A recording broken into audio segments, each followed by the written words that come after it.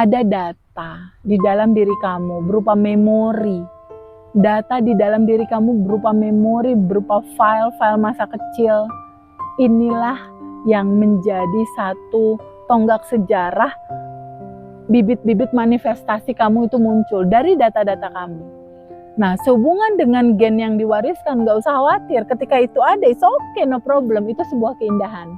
Yang penting kamu tahu bagaimana cara menyambut, menerima, bagaimana cara melarutkan itu dengan cinta tanpa batas. Dan itu sangat indah sekali. Karena ketika kamu rajin-rajin untuk melepas, ya, rajin-rajin untuk menerima, duduk sama rasa itu, justru indahnya pada saat di dalam proses itu. Di titik kamu menerima dalam nangisnya kamu, dalam harunya kamu, justru dia akan larut terurai. Keindahannya justru ada di situ. Jadi sehubungan dengan apapun yang diwariskan itu iya, tidak hanya sekedar wajah dan darah, tapi gen, sifat, karakter itu juga diwariskan. Tapi itu memegang peranan yang nggak terlalu besar. Peranan besarnya ada di dalam keputusan kamu sendiri untuk mempertahankan itukah atau merubah itu.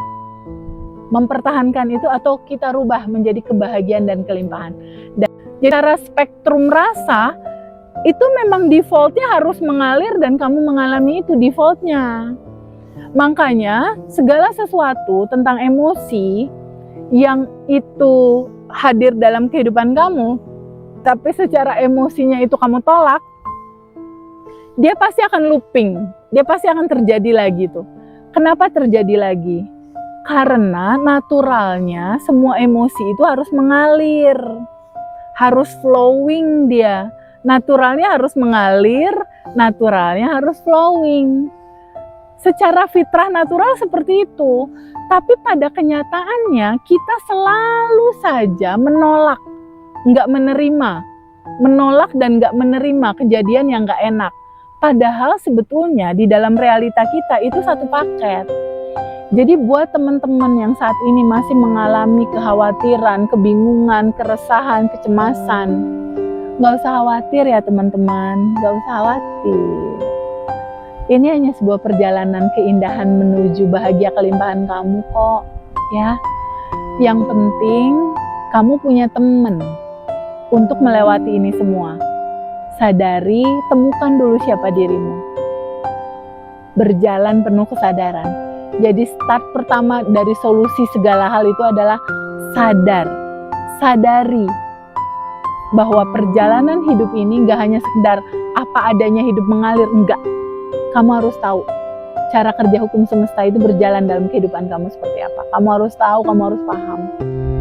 Jadi teman-teman, semakin kamu ringan, semakin kamu damai, semakin kamu tenang, semakin segalanya izinkan mengalir, semakin itu dialirkan, semakin itu larutkan ke cinta tanpa batas, semakin dia terurai, semakin pada akhirnya segala hal itu flowing, mengalir sebagaimana aliran itu natural gitu. Jadi dari gambaran itulah sebetulnya bagaimana pada akhirnya kita memahami proses yang paling natural di dalam diri kita, yaitu sambut dan terima, alirkan, larutkan, lepaskan. Itu adalah seni dalam mensikapi hidup yang penuh dengan surprise. Teman-teman harus memahami di titik apapun kamu sekarang, goal apapun yang kamu inginkan, sadari dan percaya bahwa segalanya udah ada dan tersedia. Mulailah untuk belajar terbuka pada sebuah kemungkinan akan kelimpahan ini. Segalanya terjadi, segalanya mengalir, alirkan semua, sambut, terima, alirkan. Dalam kenyamanan tubuhmu, kamu pasti akan bertemu dengan kebahagiaan dan kelimpahan. Kita nih, para penerus gitu ya, generasi-generasi sekarang mulai berkesadaran gitu. Jadi warisan-warisan itu memang tidak hanya sekedar wajah dan darah, tapi gen, getaran, ya, itu juga diwarisi gitu.